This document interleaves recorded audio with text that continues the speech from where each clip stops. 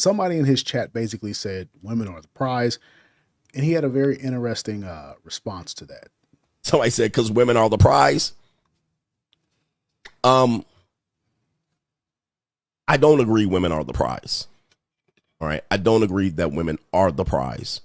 And there's one reason why, T Diamond, and she's a female supporter. The one reason why women are not the prize is this, is because everything that they do produces debt. Now, let's say I gave you a gift and that gift continued to produce responsibility and debt. Is that a prize? And by that definition alone, it's not a prize. All right, it's an obligation. All right, it is a responsibility. It is a debt. So everything that she does after you get her produces responsibility, debt, trauma, things like this that you then have to take care of after the fact. So I think they're less the prize and more of a duty, responsibility, and an obligation. All right, that's what they are. In fact, that makes men the prize. Right? So they never produce anything of value. All right. And it's rare that they produce something of value unless your kid gets drafted in the NFL draft. All right. But that's about it. Yeah. It doesn't create value. They create debt. All right. So liability, lovable liability. So we can love these. You can love something that is a liability. Doesn't mean you're valueless. I just think the prize conversation is a joke. All right. They cannot be the prize when they produce debt, obligation, attention, all this other that I gotta keep investing in, dumping time, money, energy, attention in, whatever the you want to say. That's not a prize. All right, I would not put that as a prize. Therefore, I would put men ahead in the prize conversation. All right, because we take on these debts and obligations, we take on these duties, we take on the insufferable nature of this individual, the woman that cannot be satisfied, the insatiability. The woman constantly moving the goalposts and asking for more, more, and more. That's not a prize, all right, at all.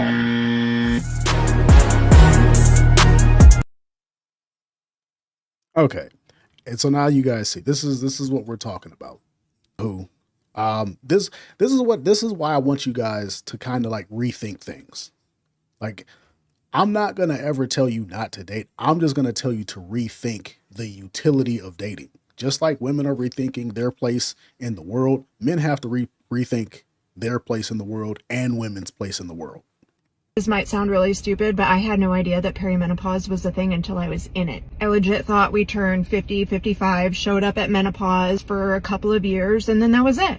But that's not it. Perimenopause could start as early as 35, continue into late 40s, then menopause kicks in, could last into late 50s. We're talking 20 potential years of hormonal fluctuation. That induces symptoms like brain fog, night sweats, joint pain, loss of joy, loss of libido, loss of self, food aversion, mouth burning, skin that never stops itching, hip pain, depression, anxiety. I was not prepared for any of this. Were you? Or am I the only one that showed up here clueless?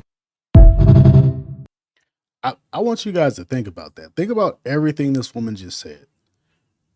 There's the potential for these women to go through premenopause at like 35, right? 35, she's going through premenopause and she's experiencing all this stuff.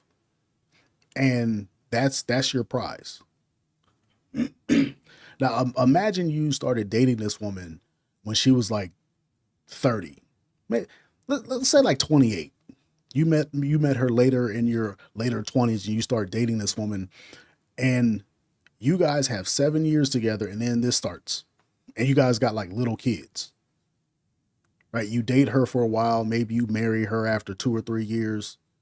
You got a 4-year-old and then this happens. I'm not saying that men can't have like, they can't get like cancer, they can't, get a limb chopped off because of diabetes or something like that. But 30%, according to the CDC, 30% of women experience premenopausal symptoms starting in their mid to late 30s. All right, so that gives you a very high likelihood of running into this. So when you start seeing women who act a certain kind of way, that could be the reason why. What do you do about that? Well, you kind of just got to stick it out. But in conjunction with what CGA was saying in the previous video, do we still think women are the prize when this is a realistic possibility 30% of women are going to hit this in their 30s. In their 30s, this is where most women are, or 30% are hitting it. Most women hit menopause later 40s, but then premenopause doubles in like the 40s. So this is premenopausal symptoms. This is just when the hot flashes and all the itching and stuff is going on. All right. Once again, and I'm not dinging women. I'm not trying to come down on women for having this issue. I'm just simply saying a lot of women go through this, but yet they're somehow looked at as the prize. Because when you are married to a woman or you're with a woman and she's going through this, you're not getting no sex from her. You're not getting no cooperation from her. This is when the women start filing for divorce and talking about their emotions and their feelings and stuff like this. And you just have to suffer through it. Right? You are expected as a man to just suffer through that. Who's who's doing all that? Shout out to you if you are doing it. But honest to goodness, if you knew that 30% of you walk outside, you see 10 women. You walk outside, you see 100 women. If you knew that 30 of those women were going to basically be, I'm going to say this, and I don't mean it in a derogatory sense, but just hear me out. You walk outside and you see 100 women, and you know that mathematically, from a medical standpoint, 30 of these women are going to be useless by the time they hit 30. They're going to be sexually useless by 35. Would you want to date any of them? But that's your prize, right? Like imagine a woman getting with a guy who somehow by 35 he can't work. She would be encouraged to leave that guy, right? Once again, I'm not condemning women for their condition. I'm not condemning them for premenopause. I'm just simply saying it's a thing. It's a real thing that 30% of men are going to have to deal with that woman when she goes through premenopause. Now, I don't know what's on the other side of menopause, but most women are just like, they just shut it down. The factory is closed. It is what it is. I don't think that's not prize material to me. But let's keep going. If you're a parent, then you need to read this article from the New York Times. It says, not just more babies. These Republicans want more parents at home. As the Trump administration shrinks federal childcare programs, Republicans are backing policies they hope will allow more parents to scale back at work. I'm going to say the quiet part out loud here. They want mothers to stay at home. They don't want parents to stay at home. They want mothers to stay at home. And at first, they're pretty quiet about it in the article, but as you get deeper, they are much more explicit about the fact that they think women should be caring for children over prioritizing their careers, as they say. Now let's get into the weeds on this a little bit, okay? They talk a lot about childcare in this article, which is not surprising because the average American family is very concerned about the high cost of childcare. I'm going to pause this right here because this woman, this is like a almost 3-minute video and she does a lot of yapping. Her entire page on Instagram or TikTok her entire page is dedicated to just complaining and scorekeeping. Right? It's insane. But I want you guys to think about this. When you are talking about getting married, as a man, is this not what you're sold on? Like, this is kind of what they sell you on, is that you're going to go out there and you're going to work hard and you're going to provide for your family, and the woman is going to have you some kids and she's going to stay at home, maybe have a career, but she's going to stay at home and be a mom. Isn't this what most women do? Like, they work until they have a kid and then you do the lion's share of the work and then they stay at home. But this woman is telling you she doesn't want to do that. This woman is telling you essentially she wants a world where you work 8 hours and she works 8 hours and y'all are basically roommates with these tiny humans running around that have to be molded into adults. How many of you were raised like that? Like, I certainly wasn't. How many of you guys were raised like that? But this is what the overwhelming majority of women have become. Does that sound like a prize to you guys? Do you guys see that as a prize? I don't see that as a prize, but let's hear what the rest of this woman has to say. But instead of funding childcare, instead of subsidizing childcare, they're actively taking funds away from childcare. And the only solution they have to make it more affordable is to deregulate it, which makes it inherently less safe for children. But this is intentional. They talk about that. It is intentional. They are looking to incentivize one parent to stay at home. And when they mean one parent, they mean mom. And just to be clear, I say they mean mom because the data shows that when there are gaps in childcare, women are twice as likely to leave the workforce to care for children. And so they know that. So if they stop funding childcare, if they deregulate childcare, they know that more and more women are going to leave the workforce. Now, they're not explicitly saying that they're trying to force women to leave the workforce, but what they are saying is they are trying to make it more economically viable for women to make the choice to be a stay-at-home parent. And What's wrong with that?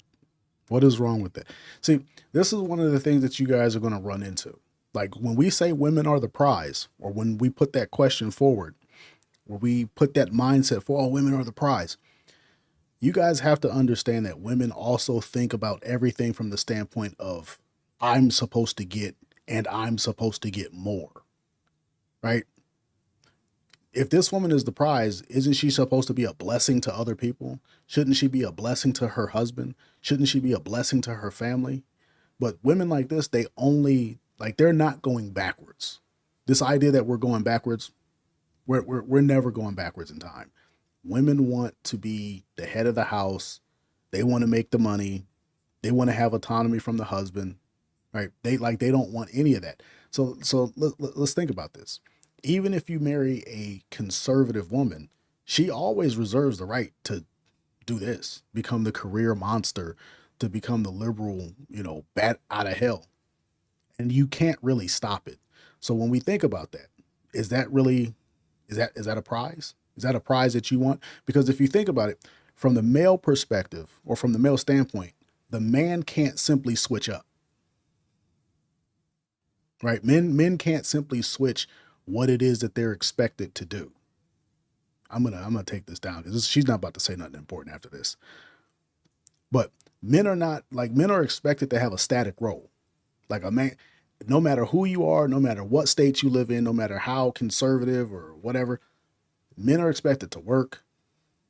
Men are expected to be the ones who go out there and earn for their family.